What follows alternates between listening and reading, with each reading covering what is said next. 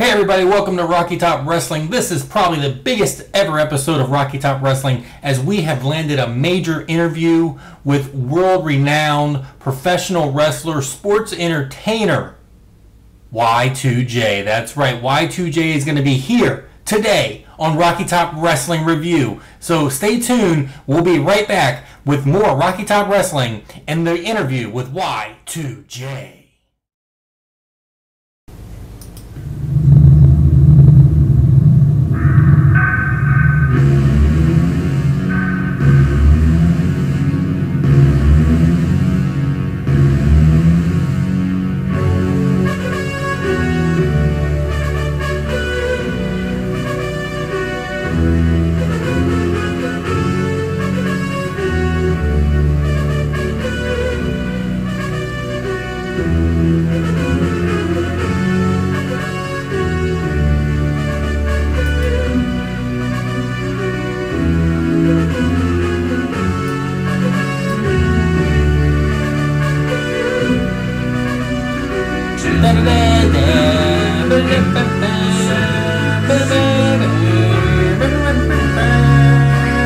Hey everybody, welcome to Rocky Top Wrestling Review. This is Bobby Mack, your host today, as your host every day that there is Rocky Top Wrestling Reviews.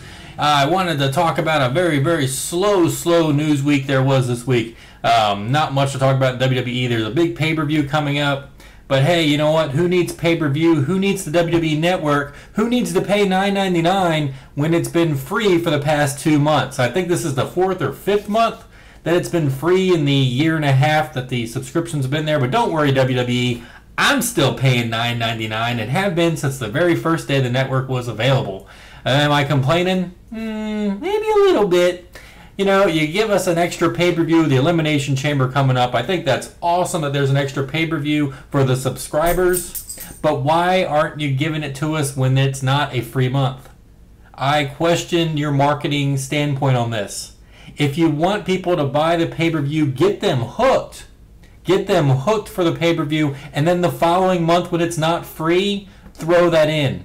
The last day of the month, make that offer. Hey, guess what, WWE fans? All the people have been watching for free.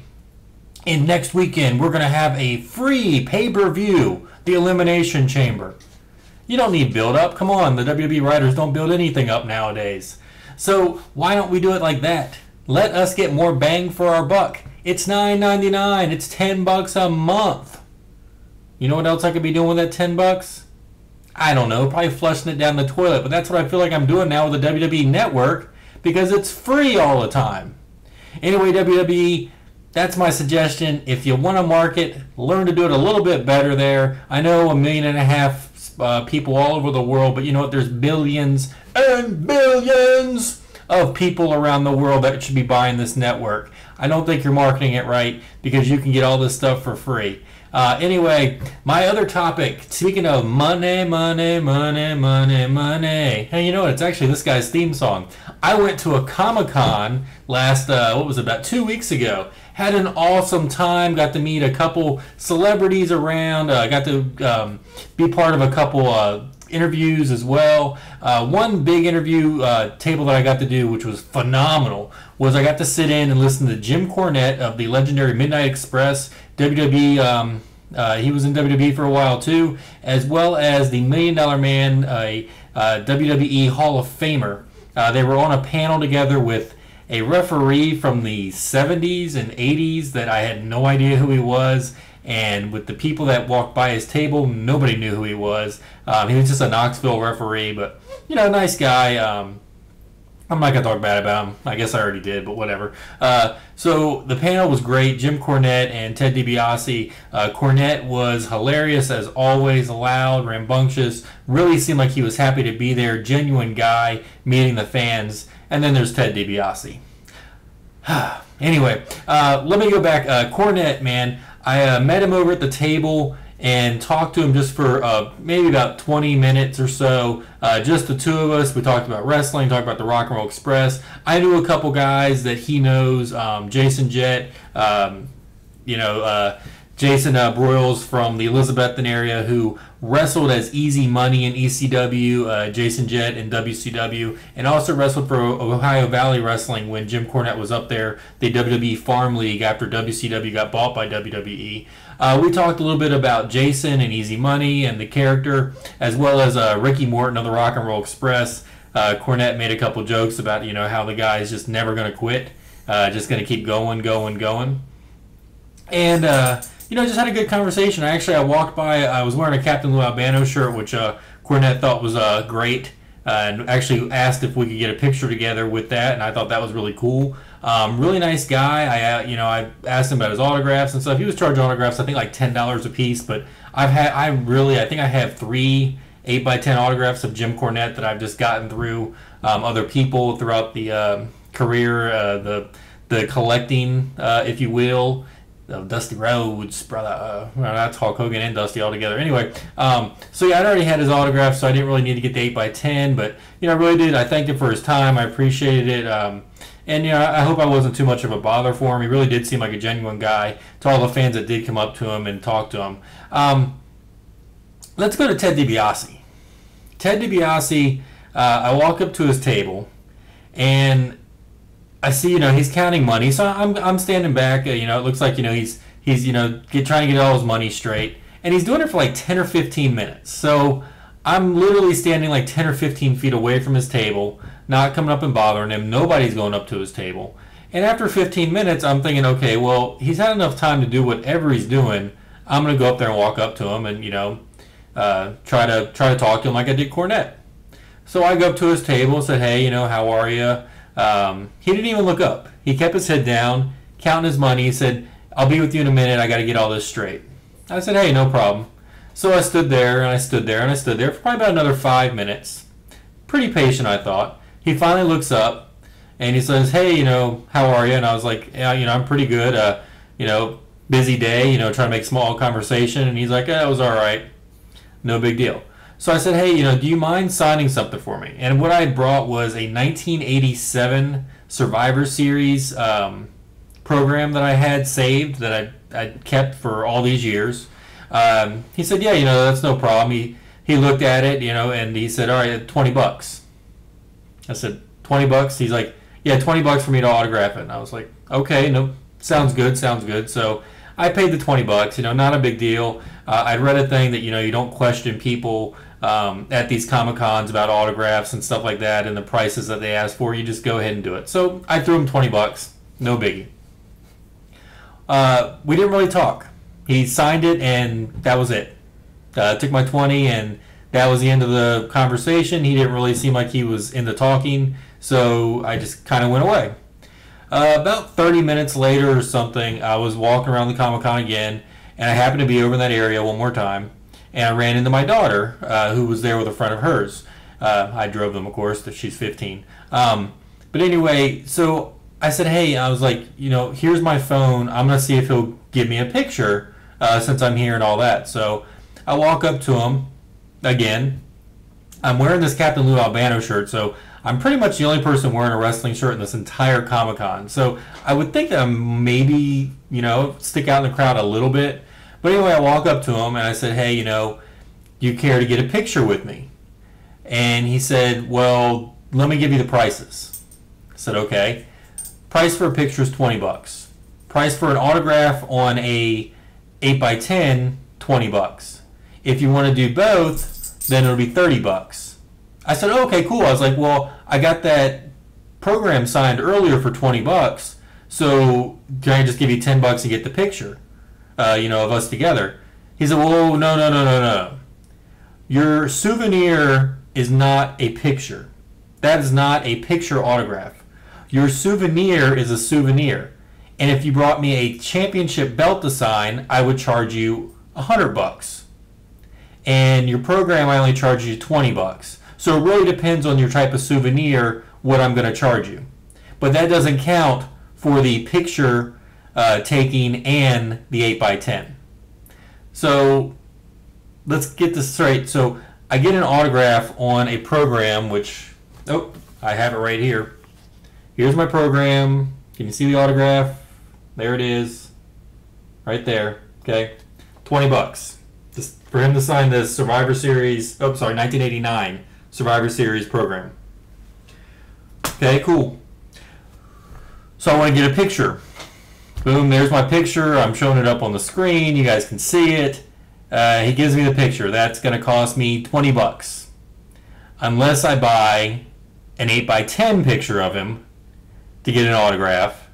And then the 8x10 is 15 and his picture himself is 15. So here it is. I got an 8x10 and you can see he barely wrote hey Bobby. Yeah, hey Bobby, big Ted DiBiase. So yeah, so that was my encounter with the $1 Million Man, Ted DiBiase. $50 later, I've got a picture that I had on my own camera, an 8x10 with his autograph, and my Survivor Series program with his autograph. Was it a great experience? Not really. I did talk to him after I paid him the $50, and he did talk to me for about 10 or 15 minutes about professional wrestling, about the issues that he has with WWE, which I didn't know he had issues with WWE, but he doesn't watch the product anymore. He has no interest in the product anymore. He doesn't feel like there's any difference in the product now. He talked about the old school ways on, calling everything in the ring, which I thought was interesting because I brought up his opponent, Macho Man Randy Savage, who had a notorious reputation for not calling things in the ring, wanting everything planned out. He said that Savage was the one exception to the rule, wanting to plan everything out, but he said he got Savage to trust him enough in the ring where Savage would feel more comfortable and actually go ahead and let them call some stuff out in the ring. He says that his son, Ted DiBiase Jr., is no longer wrestling because he didn't listen to him. And he said if Ted DiBiase Jr. would have listened to him more, then he would still be a professional wrestler. But because he wanted to do high spots and he wanted to do all this jumping around, that he hurt his back too bad to where he's no longer going to be able to wrestle. Again, Ted DiBiase, nice once I bought his attention. And I understand these Comic-Cons, they're there to make some money, but really $50 for 2 small autographs and a picture on my phone, I just wasn't all that impressed. And maybe this was my first Comic-Con. Maybe I would have been more impressed if I hadn't just spent all that time with Jim Cornette. But I highly recommend wrestling fans, if you get a chance to go to a Comic-Con and you see Jim Cornette, talk to Jim Cornette. It's a great conversation. It's fun. You'll have a good time. Ted DiBiase, just make sure you bring that money.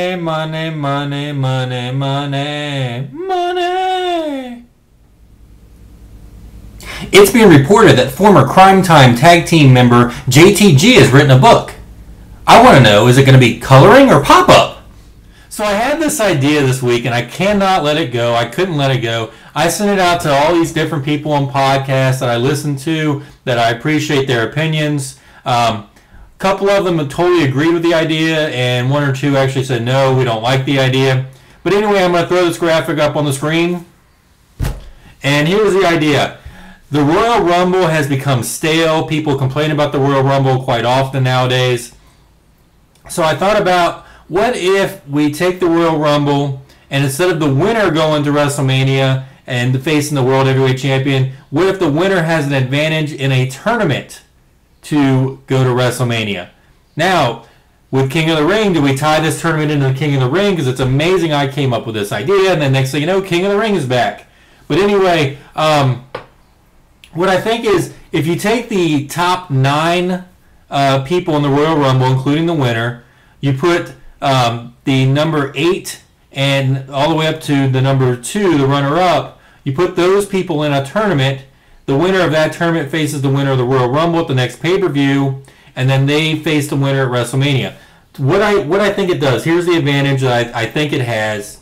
This is why I push for it. This is why I like the idea, is I think that, one, it sets up where it's not a guarantee that the winner of the Royal Rumble is going to be going against the world champion at WrestleMania. So it sets up more possibilities for more winners in the Royal Rumble.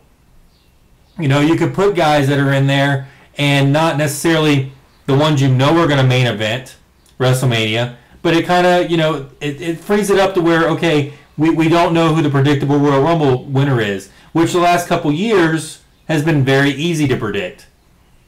You put them in a tournament, and you can see how I've got the seeds here. I've got the number 2, the second runner-up to the Royal Rumble, and the 9th runner-up in the Royal Rumble going in the first round.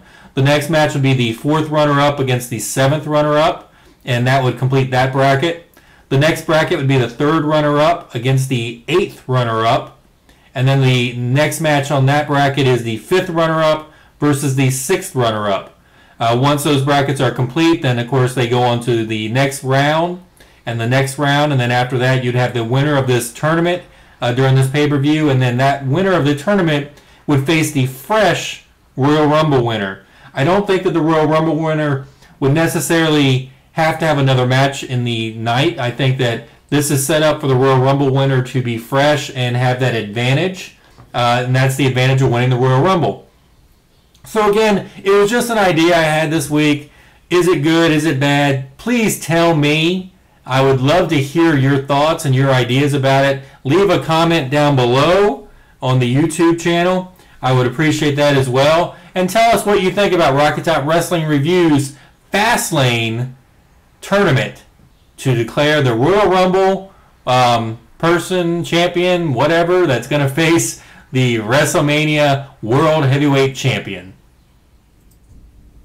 Well, here it is, everybody. As promised, Y2J has joined us here at Rocky Top Wrestling Review. We're very pleased to have the former WCW, a former ECW star, a former WWE superstar, a man that lit the podcast world on fire.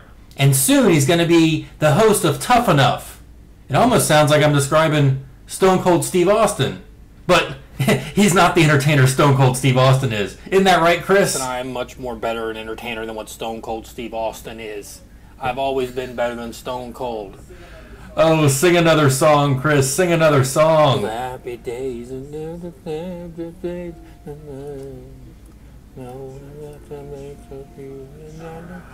All right. Oh my gosh, Chris, that is great. That is absolutely great. I really do appreciate your time. Hey, can you answer this question for me? Why did Stone Cold Steve Austin cross the road? Why Stone Cold Steve Austin crossed? So you would have something else to copy. That's so. I knew you'd like that one. I knew you'd like that one. Anyway, is there anything that Stone Cold does that you don't want to do? Jabroni, I've done so many things that Stone Cold hasn't done. I invented half the things that Stone Cold Steve Austin did.